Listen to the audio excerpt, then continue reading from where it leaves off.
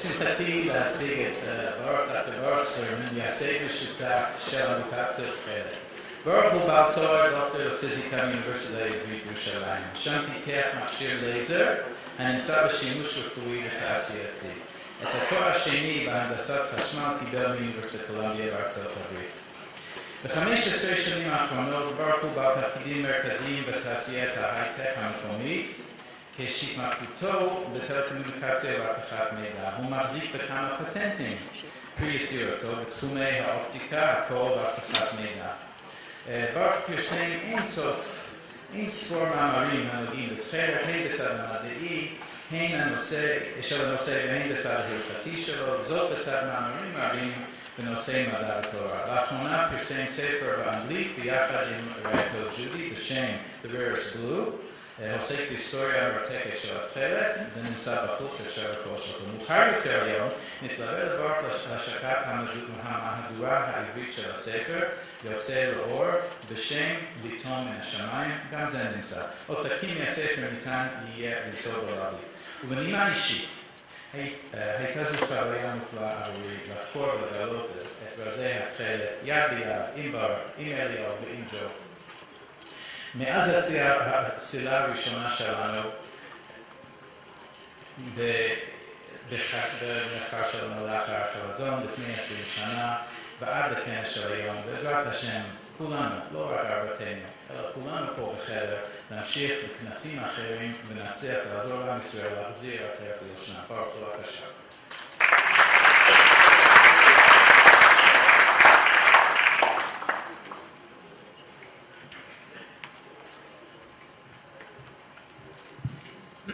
תודה. אני מתרגש להיות פה עם השקת הספר, תרגומו לעברית. אני עומד מלא רגש ובעיקר מלא תודה לכל אחד שהגיע לכל כבוד הרצוג ולקידום נושא כל כך חשוב ומרהיב, חידוש התכלת בימינו. אני גם רוצה להודות לכל אחד שתרמו את כתיבת הספר ותרגומו, אך דעו רבותיי, כי אפשר לפרטם כי רבים הם. ובכל זאת אני חייב לציין כמה שחלק מהם נמצאים, חלק יגיעו עוד אחר הצהריים. ועמיחי ברהולץ מידיעות ספרים שהוציא את הספר לאור. וגם לדני מיצר, אני רק שמעתי עכשיו שזה, דני, זה אתה ששכנעת את עמי לדחוף את הפרויקט, תודה. גם לצור ערך המתרגם, העבודה איתו הייתה תענוג בכל רגע, והכישרון שלו באמת מעורר השראה. הוא באופן המלא של המילה המשורר.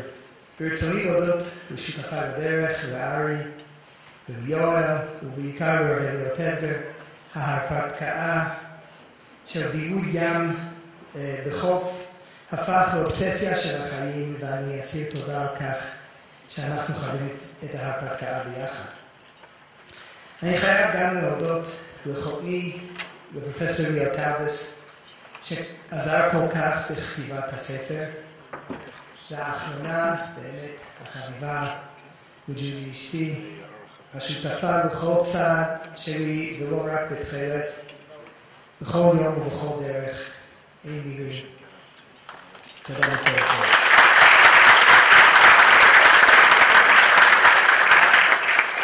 יש גיבורים בספר, גיבורים קטנים, כמו הטכנאי הגרמני ששבר ברשלנותו מד חום והביא לעצמאותו של מדינת הודו. כמו האלכימאי שגם היה מנתח תקופות וגילה בטעות את הכחול הפרוסי.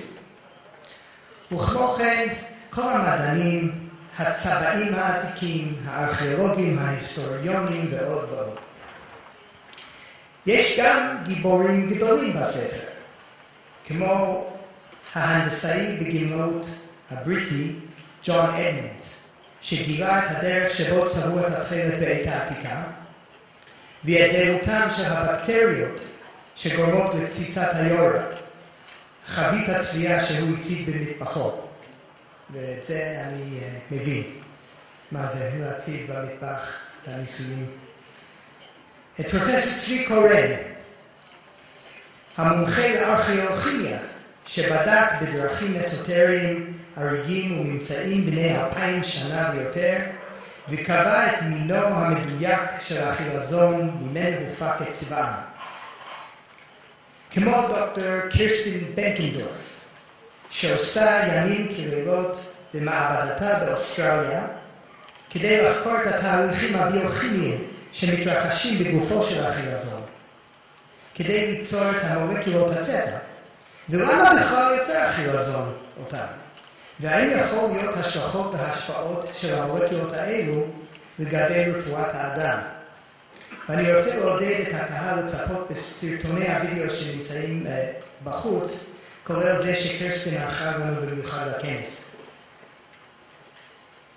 ויש גם בספר גיבורים ענקיים. ובזה אני מתכוון לשלושה אבות חקר התכלת בימינו, רב גרשון הלך ליימן מרזין, רב יצחק אייזק הלוי הרצוג ורב אליוטר. יש הרבה במשותף לשלושתם. ההבנה של האמירה אין לדיין אלא מה שאינם פרעות, במובן שיש לדיין כל מה שאינם פרעות. וככל שתרחיב ותשפר את הראייה, וככל שתאגור יותר ידע מכל תחום אפשרי, כך תעשה לדיין יותר טוב. דברים אלו נכונים גם במישור ההלכתי. התפיסה שלהם לגבי המשמעות של תורת אמת. ואולי בעיקר, וכך אנחנו שמענו מפי הנכד, יצחק הרצוג הנכד של הרב הרצוג, אנחנו שמענו את זה הבוקר, ואולי בעיקר השלילה של עמדת שי ואל תעשה עדיף. מקומו המרכזי של התערותא דלתתא, וסירובם להמתין עד שהמקדש וחיריו ירדו מן השמיים. וגם יש במשותף לשלושם את גישתם לאיך בכלל מתחילים, איך יוצאים לדרך לחפש אחר החילזון האבוד. פעם שוחחתי עם הרטב בנושא זה, והוא הסביר לי שיש שתי אפשרויות שעומדות בפני חוקר התכלת. גישה אחת היא לעבור על כל הספרות ההלכתית, התלמודית, המשנה, התוספתא, מדרשי ההלכה והאגדה, ולחפש את כל מה שכתוב על החילזון, אולי אפילו להרחיב את הביבליוגרפיה, ולכלול גם את המדענים וההיסטוריונים העתיקים, פליניוס, אריסטו וטרוביוס. מצוין עם כל התיאורים האפשריים האלו, אפשר לצאת לדרך כדי למצוא את החילזון. אבל יש גם גישה אחרת, רב טדגר אמר. קודם תחקור את המציאות, ותחפש את כל המועמדים המתאימים, כל בעלי החיים בים התיכון שניתן להפיק מהם צבע, ובמיוחד צבע שדומה לכחול, ואז אפשר לבדוק את רמת התיאום בדברי חז"ל. 30%, לא כל כך טוב, 70%, כבר יש על מה לדבר. וזה למשל מה שרב זינר עשה. הוא הלך לאקווריום שבנפולי, והתבונן בכל סוגי בעלי חיים שהתגלו בים התיכון. אבל גם לו וגם לרב הרצוג היה חסר מידע. וכמובן זה תמיד הבעיה. אולי יש מידע שחסר לנו. אבל גם כאן, ככל שעובר הזמן והידע שלנו משתפר, נהיה סביר פחות ופחות שיש איזשהו חור כה גדול בידע שלנו. אם לדוגמה עוברים שנים על גבי שנים ולא נמצאו עוד זנים, לפחות זנים משמעותיים בים התיכון, ולא מצאו ממצאים ארכיאולוגיים שמשנים את התמונה ההיסטורית של האזור שלנו מן הקצה לקצה, אני לא מדבר על תיקונים קטנים, הולך ופוחת הסבירות שהידע שלנו לקוי, עד כדי להטיל אי ודאות על התיאוריה שהמיורקס לדוגמה הוא החילזון האותנטי שהשתמשו בו אבותינו לצבוע התחילה. ואין בית מדרש בלא חידוש, וכך גם אני מקווה בספר שלי. ואני לקחתי את הגישה הזאת והורדתי אותה עוד רובד יותר למטה לרמת המולקולרית.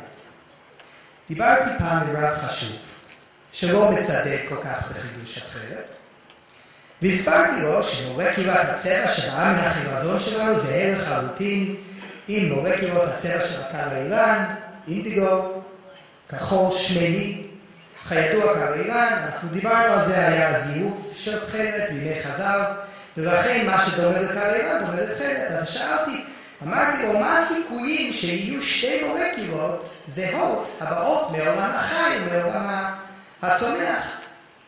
אז הוא ענה לי בנפנוף יד וזלזול מסוים, נו, אז נמצא עוד מולקולה.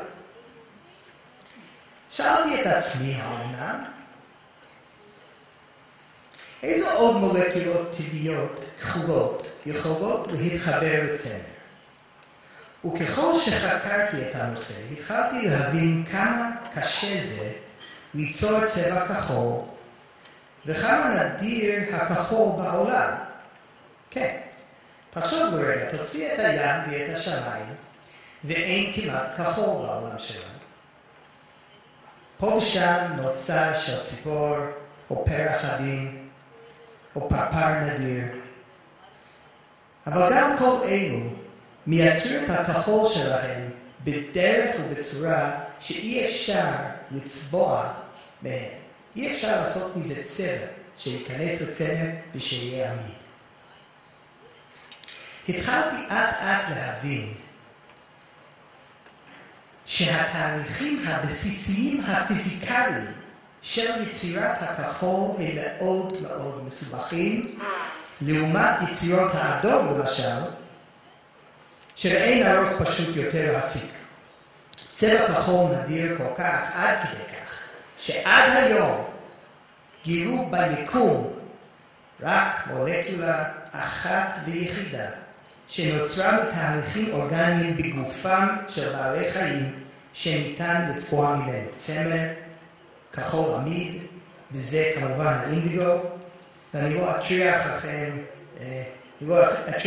בהסבר הסודות האינטראקציות בין החומר ובין האור, ולמה זה כך, אתם יכולים למצוא את זה בספר, וזה בפרק שאני קורא לו בחיבה, ה-Physics Chapter. אבל מספיק להגיד שהאינדיגו עושה את זה כנגד כל הסיכויים בצורה פלאית כמעט ניסית, ואין לצפות לשני. כשמישהו אומר לי, אז נמצא עוד מולקולה, זה כמו להגיד, נכון שרואים היום רק שמש אחת בשמיים, אבל אולי מחר תזרח עוד אחד. איך אתה יודע שלא? ולסיום, היה רב אחד שביקר את הספר, דיברנו על זה הבוקר, מישהו שנפגע מהביקורת. והוא ביקר את הספר שלנו, והוא בעצם שאל, אז למי זה אכפת? למי מיועד ספר כזה? ולמה לכתוב בכלל ספר המדבר על דברים האלו? לנו לשומרי מצוות חשוב לדעת ההלכות הקשורות לתכלת, איך זה מתאים למדרש פה, לגמרא שם. לנו לספר לי המולקולות ותהליכים פיזיקליים. למי אכפת איזה סוג בקטריות משתתפים בתסיסה, ולמה צריך לעניין אותי מה עושה החילזון עם הצבע, או מה הקסטים העתיקים חשבו על התכלת. כשאני שומע טענה כזו, אני נזכר בגמרא במלאכות, שבו המורה הבבלי אביי, שכנראה היה אז כבר זקן, פוגש רב צעיר שהגיע עתה מארץ ישראל, רב שמואל בר רב יהודה. אמר לי אביי לרב שמואל בר יהודה, התכלת, היכי צבית לה? התכלת הזאת, איך אתם צובעים אותה? ואז אומר לו רב שמואל בר יהודה, הולכים דם חילזון, סממנים, יורה, שמים פה, שם, גם טעימה, ביצה, כל מיני דברים וכל התהליך המסובך. ואני אומר, ושואל מה עומד מאחורי השאלה של אביי. מעבר לסקרנות אינטלקטואלית, שאני בטוח שזה גם היה חלק לא קטן מהמניע. ומה בעצם שואל אביי? מגדולי המוראים, הלא הוא בטח ידע את ההלכות של ציצית ותכלת, ואולי אפילו יותר טוב מרב שמואל בר יהודה. אלא מה, אביי היה סקרן לשמוע כל דבר שקשור לתכלת. הוא היה רעב לכל פיסת אינפורמציה על הנושא. אולי יצא מזה איזשהו משהו שיוכל להבין פן אחר של המשמעות של המצווה, אולי ימצא חומר לדרשה ולדבר תורה. ייתכן שיהיו השלכות להלכה, ואולי הבנה נוספת למצוות הבורא השקולה כנגד כל המצוות שבתורה. אולי אפשר להגיע לתבונה חדשה ולכוונה אחרת כשמסתכלים בציצית ומנשקים את פתיליה. אביי היה פשוט מאוהב במצוות. הוא רצה לדעת כל מה שרק יחל עליהם ועל כל מה שקשור בהם. אני מקווה שבדרך צנועה וכתרומת בעל ספרי יחשב כתשובה נרחבת ומעמיקה, עכשווית ומודרנית לשאלתו של אביי. התכלית, היכי צווית לה. תודה רבה.